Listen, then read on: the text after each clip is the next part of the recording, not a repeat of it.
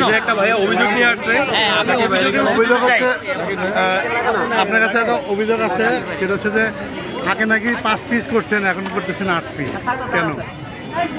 আমি যতগুলো কেক কাটি ভাইয়াদের সামনে এটা করে স্লাইস করি, আচ্ছা, এভাবে একটা তারপরে একটা করে আটটা গনে গনে কাটি। না ভাতের হোটেলের মিজান, ওনার সাথে কথা বললাম, ওনার কাছে যখন নিয়ে গেছেন তখন 5 পিস ছিল, আপনারা ভাইরাল হওয়ার পরে 8 পিস করছে। মিজান এটা ভাই কতটা? তো আমি কখনো যাই নাই। উনি তো বললে যে ওখান থেকে আর ভাইরাল হয়েছে।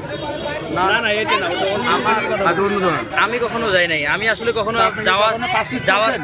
না আমার 10 পিস করতাম, আচ্ছা, 10 পিস সেখানে ভাইরাল হওয়াতে 8 পিস করে ফেলছি।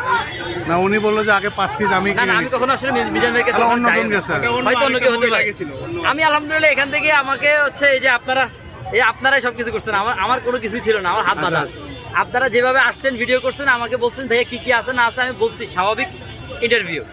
আসছে একজন ভাইয়া কি আছে, একজন আপু আসছে কি আছে বলেন তো, কি কেমনে কি দিছে না দিছেন, খাইছে টেস্ট তবে করছে। ভাবির অবদান আছে অবশ্যই, এই জাকির ভাই ভাবির অবদান আছে কত? তার কারণে তো আজকে আমার তার কারণে তো আজকে আমার এই সফলতা। আচ্ছা, আচ্ছা, জাকির ভাই এই যে যারাই হচ্ছে 64 জেলা টেকটা থেকে তেতুলিয়ায় আচ্ছা। যদি সে একটা মানুষ যদি একটা উদ্যোগ না নিত, আজকে কি আচ্ছা। আমাকে আপনারা চিনতেন কেউ? তবে একটা জিনিস ভালো লাগছে, আপনাকে দেখে অনেকেই উদ্যোগ অনেকেই বিক্রি করছে এবং এখানে দেখলাম মেলার মতো তৈরি হয়েছে, এটাতে আসলে আপনি কতটা খুশি?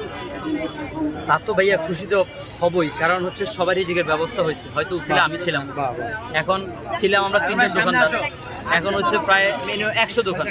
তো এই যে দোকানদারগুলো তাদেরও তো দিন শেষে একটা প্রফিট হচ্ছে আলহামদুলিল্লাহ। দিন শেষে আল্লাহ তাদের একটা রিজিকের ব্যবস্থা করে দিচ্ছে।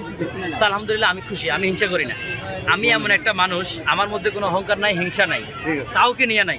আর আমি কারো সমালোচনা করি না, আমি কেউ যারা সমালোচনা করে তাদেরকে দেখতেও পারি না ভাইয়া।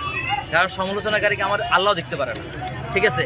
আমি আমার ব্যবসা করতেছি, ওনারা ওনার ব্যবসা করতেছে, সবাই তার জায়গা থেকে ঠিক আছে আলহামদুলিল্লাহ। এখানে যতজন মানুষ আসে আমি মনে করি সব হোমমেড, কার মধ্যে কি আছে না আছে আমি জানি না, তবে আমি মনে করি সবগুলো টেস্ট আলহামদুলিল্লাহ ভালো। সারা বাংলাদেশে যারা উদ্যোক্তা আছে, যারা কেক ইয়ে করছে, আমার কাছে আমিও কিন্তু অনেক ভাইরাল, আমার প্রতিদিন 50 লাখ মানুষ দেখে, হয়তো আপনি আমার চেনেন না, তাদের উদ্দেশ্যে কি বলবেন?